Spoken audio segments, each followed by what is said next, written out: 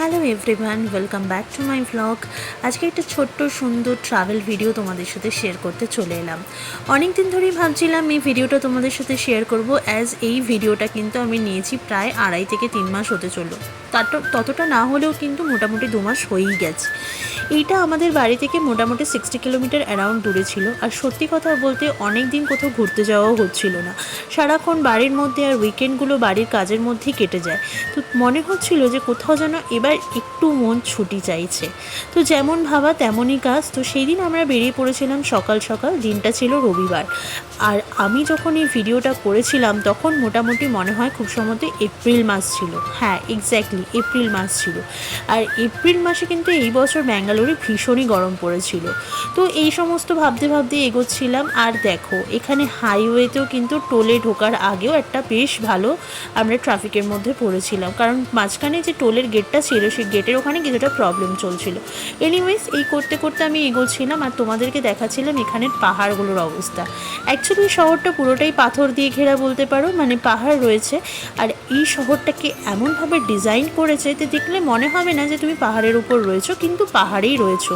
পাহাড় in the sense, হ্যাঁ আমাদের ওখানকার দার্জিলিংয়ের মতন ঠিক নয়, তবে কিছুটা তো হাইট অবশ্যই আছে।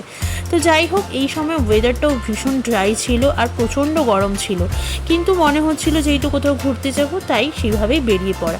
আমরা টোলগেটে কিছুক্ষণ ওয়েট করার পর একটু ব্রেকফাস্ট করলাম, টোলগেট ক্রস করে দেন আমরা শুরু করলাম আমাদের জার্নির একদম পিক আপ মোমেন্ট। সো এইভাবে আমাদের গাড়ি এগোচ্ছিল আর রাস্তাগুলো এত সুন্দর যে কি বলবো। আর দূরের ওই পাহাড়টাকে দেখছো, ঠিক এখানে এরকমই পাহাড় দেখা যায়, যেটার কথা একটু আগে বলছিলাম। আর এই পুরো পাহাড়ের মতনই কিন্তু এই শহরটা, কিন্তু উপর থেকে দেখলে তুমি একদমই বুঝবে না। যখন তুমি গাড়িতে বসে আছো বা দূর থেকে কোনো একটা রাস্তা দেখবে তখনই তুমি সেটা ফিল করতে পারবে। তো যাই হোক, আজকে আমরা এরকমই একটা জায়গায় যাচ্ছি। চলো, মোটামুটি আমরা জায়গাটার কাছাকাছি চলেই এসেছি তোমাদের সাথে গল্প করতে করতে। এবার দেখেই না, এই জায়গাটা ছিল আমাদের ব্যাঙ্গালোর থেকে প্রায় 60 কিলোমিটার দূরে একটা জায়গা। আমি এই মুহূর্তে না সত্যি কথা বলতে নামটাও মনে করতে পারছি না, তবে রামানাগারা বলে একটা হিল ভিউ পয়েন্ট ছিল এই জায়গাটার নাম। তো এখানে নাকি সোলে সিনেমার শুটিংও হয়েছিল। আর এখানে একটা বড় সুন্দর লেক রয়েছে, যে লেকের পাশে কিন্তু একটা সেরেনিটি বিউটি রয়েছে।